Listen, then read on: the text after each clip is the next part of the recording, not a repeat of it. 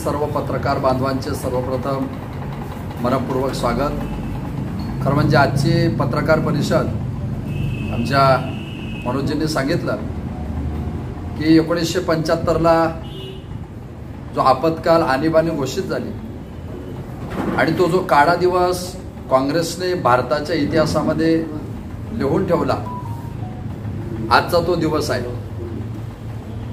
ज्या देशाला संस्कृतीची विचारधारा आहे, सभ्यतेची विचारधारा आहे, सदाचाराची विचारधारा आहे, समन्वयाची विचारधारा आहे, जो देश 1947 साली गोऱ्या इंग्रजांच्या ताब्यातून स्वतंत्र झाला होता, पण तोच देश नंतरच्या काळामध्ये जणू काय काँग्रेस रूपी काळ्या इंग्रजांनी त्याला पुन्हा पारतंत्र्यात नेण्याचं षडयंत्र रचलंय का, अशी परिस्थिती 1947 पासून भारतातल्या अनेकांनी ती अनुभवली। नेहरूजींनंतर शास्त्रीजींनंतर इंदिरा गांधी, आणि इंदिरा गांधींनी जी लोकशाहीची हत्या केली, इंदिरा गांधींनी जो भारताच्या परंपरेचा घात केला आणि एकाधिकारशाहीने, ठोकशाहीने खऱ्या अर्थाने इंदिरा गांधींनी देशाला नेण्याचा प्रयत्न केला। आणि 75ला ज्यावेळेस इंदिरा गांधीने एक दिवस रात्री राष्ट्रपतींवर सुद्धा दबाव टाकला आणि राष्ट्रपतींवर दबाव टाकून आणीबाणीच्या पत्रकावर बळजबरीने राष्ट्रपतींना सही करायला लावली। ते करत असताना लाखो लोकांना त्यावेळेस कैद झाले।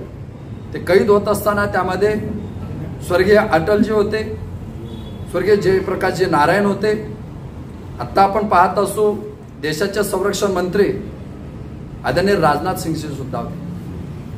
मित्रांनो, आज संविधानाची भाषा करणारी काँग्रेस, आज देशाप्रती खोटं प्रेम उन्माडून येणारी काँग्रेस या गोष्टीला विसरते की ज्या वेळेस राजनाथ सिंग यांना आणीबाणीमध्ये अटक केली होती आणि राजनाथ सिंग यांना 1 वर्षानंतर सुटका होईल असं त्यांच्या आईला सांगण्यात आलं। दुर्दैवाने 1 वर्ष झालं आणि राजनाथ सिंग यांची सुटका झाली नाही, त्यांची अटक पुन्हा 1 वर्षाने वाढवण्यात आली आणि त्याचा मानसिक धक्का राजनाथ सिंग यांच्या आईला बसला आणि त्या वारल्या। त्या गतप्राण झाल्यानंतर आईच्या अंत्ययात्रेला तरी किमान राजनाथ सिंग यांना बाहेर सुट्टी मिळावी, पण त्यावेळेस सुद्धा इंदिरा गांधींचा एकाधिकारशाही काँग्रेसची अतिशय कठोर ती परिणती सगळ्या देशाच्या लक्षात आली की शेवटच्या क्षणाला आईच्या अंत्ययात्रेला सुद्धा राजनाथ सिंग यांना सुट्टी न देणारं काँग्रेस आज मात्र संविधानाची भाषा करते, आज मात्र देशाला जोडण्याची भाषा काँग्रेस करते। 75 ते 77च्या काळामध्ये अतिशय वाईट परिस्थितीमध्ये अत्याचार संपूर्ण देशामध्ये या काँग्रेसने केले।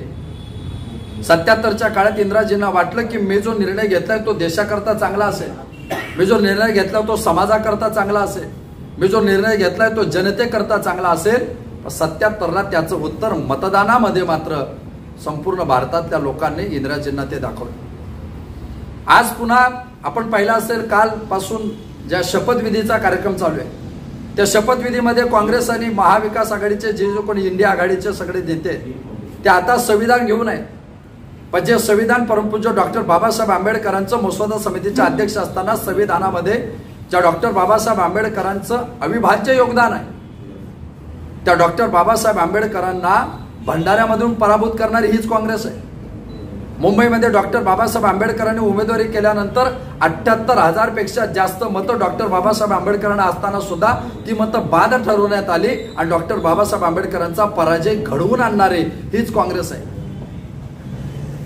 ज्या संविधानाचे कर्ते, ज्या संविधानाचे सर्वस्व डॉक्टर बाबासाहेब आंबेडकर यांना कुठेच कधीच मंजूर झाले नाही, त्यांचं श्रेष्ठत्व कधी यांना मान्य झालं नाही, आज मात्र स्वतः मात्र बुडायला लागलेले आहेत। त्यावेळेस त्यांना संविधानाचा आधार वाटतोय।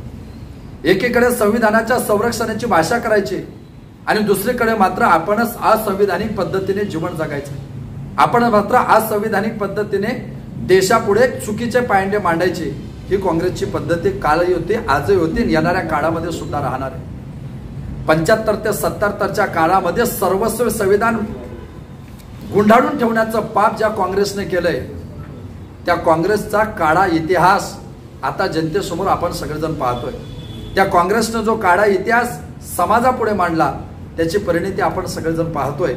आणि 75 ते 77 मध्ये आमच्या मिसाबंदीमध्ये अनेक असे कार्यकर्ते होते की जे देशाकरता या मातीकरता खऱ्या अर्थाने कारागृहात सुद्धा जायला तयार होते, ज्याने घरदार, पती पत्नी, मुलं बाळ, सत्ता संपत्ती सगळ्या गोष्टीचा त्याग केलेला होता आणि मी माती करताय, माझ्या देशाकरताय ही भावना त्यांच्या अंतःकरणामध्ये होती. त्यातले एक खऱ्या अर्थाने आता आपल्या सोबत असणारे आदरणीय उदयजी आहेत. त्या अशा अनेक कार्यकर्ते जळगाव शहरामध्ये होते, अनेक जळगाव जिल्ह्यातून होते की ज्यांनी देशाकरता आपली समर्पित भावना त्या ठिकाणी समर्पित केलेली होती. आणि आज आपल्या सगळ्यांसमोर येण्याचा खऱ्या अर्थाने उद्देश हेच आहे की आता हे नॅरेटिव्ह पसरवण्याचा प्रयत्न करताय संविधान धोक्यात आहे, आता विचार करताय की देश धोक्यात आहे.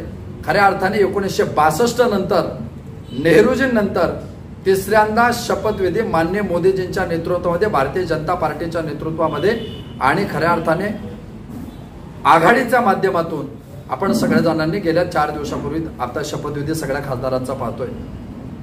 हा जो मिळालेला कौल आहे हा कौल उजव्या विचारांचा आहे. हा जो मिळालेला कौल आहे हा देशाच्या विकासाचा कौल आहे. हा जो मिळालेला कौल आहे हा देशाच्या भवितव्याचा कौल आहे. हा जो मिळालेला कौल आहे हा भारताच्या अंतर्गत विकासाचा कौल आहे. आणि याच कौलाच्या माध्यमातून येणाऱ्या काळामध्ये सुद्धा आम्ही ज्या पद्धतीने काँग्रेसने अन्याय अत्याचार केले त्या अन्याय अत्याचाराच्या पलीकडे सबका विकास या धोरणाचं बोट पकडून सगळ्यांना सोबत घेऊन या देशाचा विकास कसा करता येईल आणि काँग्रेसचा काळा इतिहास कसा झाकता येईल, त्यांचा इतिहास समाप्त करून या देशाला उज्ज्वलतेकडे प्रवास करण्याकरता आज 25 जून आणीबाणीच्या घोषित दिनांकाच्या निमित्ताने काँग्रेसची काळी रणनीती आपल्या समोर यावी आणि भारतीय जनता पार्टीचा सर्वसमावेशक सर्व विकासात्मक धोरणाचा लेखाजोखा आपल्या पुढे यावा या निमित्ताने आजच्या पत्रकार परिषदेचं खऱ्या अर्थाने आयोजन होतं. आपण सगळेजण खऱ्या अर्थाने ठिकाणी आलात. आपल्या सगळ्यांना पुनश्च एकदा आपल्या सगळ्यांचा आभार. आपल्या काही सूचना किंवा काही प्रश्न असतील तर आपण मिनिटात ते व्यक्त करू शकता.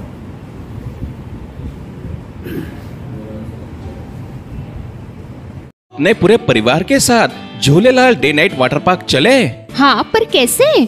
आसान है। जलगांव में पहली बार Jhulelal day night water park Jalgaon city से पिक एंड ड्रॉप की सुविधा जो शुरू हो गई है।